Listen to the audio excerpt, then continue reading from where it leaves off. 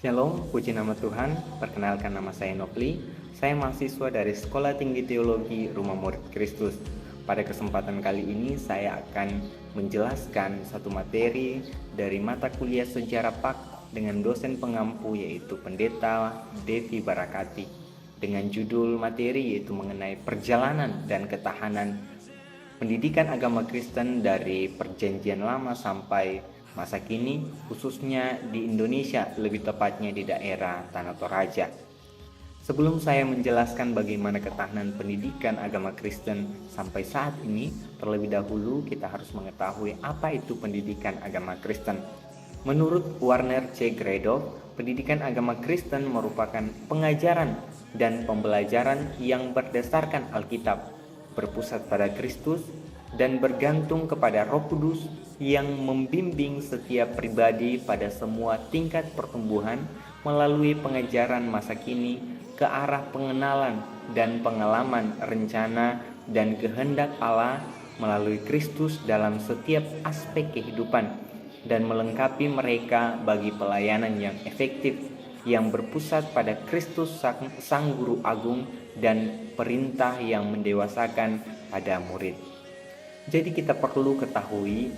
yang perlu kita ketahui bahwa pendidikan itu dimulai dari Perjanjian Lama sampai pada masa kini. Sejarah pendidikan Kristen dimulai dari Allah sebagai guru pertama dan sekaligus pusat pendidikan.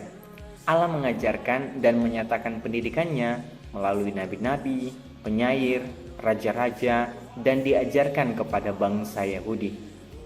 Pendidikan agama Kristen dalam Perjanjian Lama dapat digolongkan dalam dua bagian besar, yaitu yang pertama, kejatuhan kerajaan Yehuda dan pembuangan ke Babel.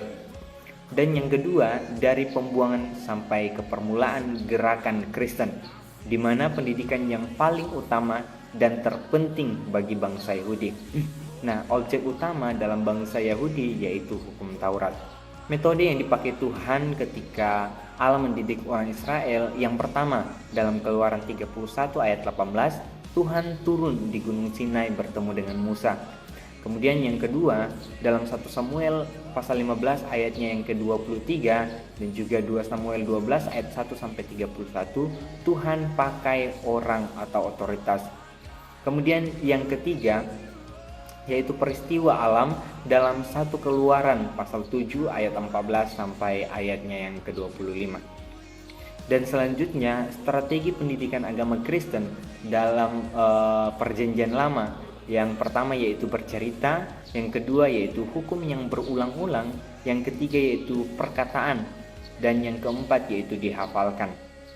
Ruang pendidikan dilaksanakannya pendidikan agama Kristen dalam Perjanjian Lama ini yaitu di dalam keluarga untuk mendidik anak-anak dan juga di dalam rumah ibadah yang sering disebut dengan sinagog. Sistem pendidikan yang dilakukan yaitu pendidikan yang diajarkan dari generasi ke generasi. Selanjutnya, sejarah pendidikan agama Kristen di zaman Yesus dalam Perjanjian Baru. Di Perjanjian Baru, Yesus menjadi fokus utama pendidikan. Dalam hal ini pendidikan yang dimaksud perihal mengajar dan belajar. Kata yang utama untuk menjelaskan mengajar dan belajar adalah didasko, yang berarti mengajar. Istilah ini paling banyak digunakan untuk menerangkan tentang tugas Yesus mengajar dalam Perjanjian Baru. Yesus adalah guru yang biasa disebut rabi. Yesus adalah guru yang sempurna yang tidak ada bandingannya. Dia adalah guru agung yang dengan pengajarannya yang luar biasa itu bisa dilihat ketika orang banyak berbondong-bondong mengikutinya.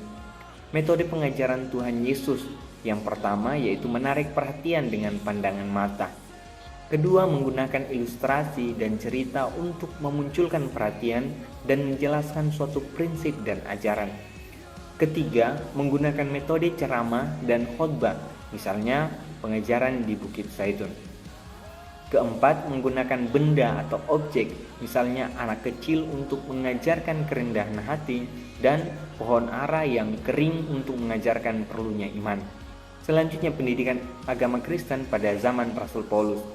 Rasul Paulus adalah murid Yesus saat ia bertobat dan belajar bersama Barnabas.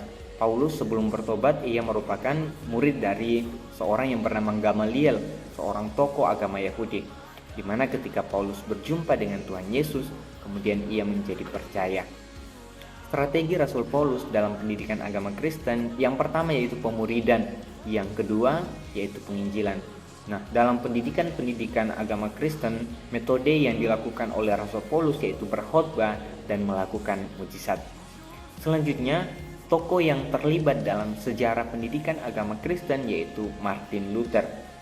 Menurut Martin Luther, pendidikan agama Kristen adalah pendidikan yang melibatkan warga jemaat untuk belajar teratur dan tertib agar semakin menyadari dosa mereka serta bersukacita dalam firman Yesus Kristus yang memerdekakan.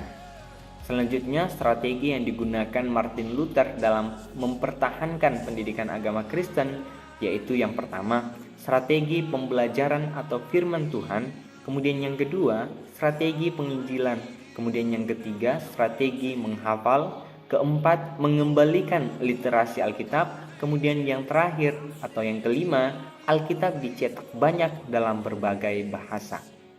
Selanjutnya, pendidikan agama Kristen masa kini. Pendidikan masa kini identik dengan teknologi dan inovasi yang beragam, sehingga orang-orang dapat belajar pendidikan agama Kristen dengan mudah, sehingga pendidikan masa kini mudah diterapkan. Ada beberapa metode pembelajaran efektif masa kini, yaitu project-based learning, kemudian Turing method, luring method, home visit method, integrate curriculum, dan blended learning. Jadi, pendidikan agama Kristen bisa bertahan sampai saat ini karena ada proses yang begitu panjang atau yang disebut dengan sejarah. Nah, selanjutnya, di mana kelompok kami telah meneliti salah satu gereja tertua yang ada di Toraja, yaitu Gereja Sima di Simbuang. Salah satu gereja tertua yang ada di Toraja yaitu Gereja Sima di Simbuang yang masih bertahan sampai saat ini.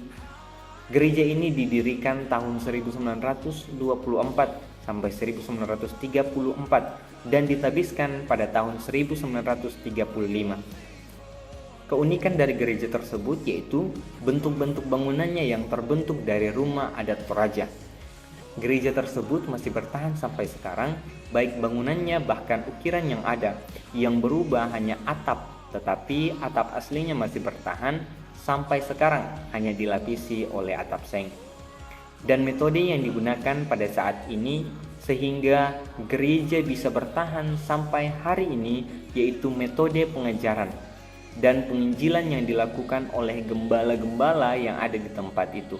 Bahkan mereka tetap mempertahankan bangunan gereja sebagai bukti bahwa gereja tersebut bisa bertahan sampai saat ini, itu semua karena pertolongan dari Roh Kudus.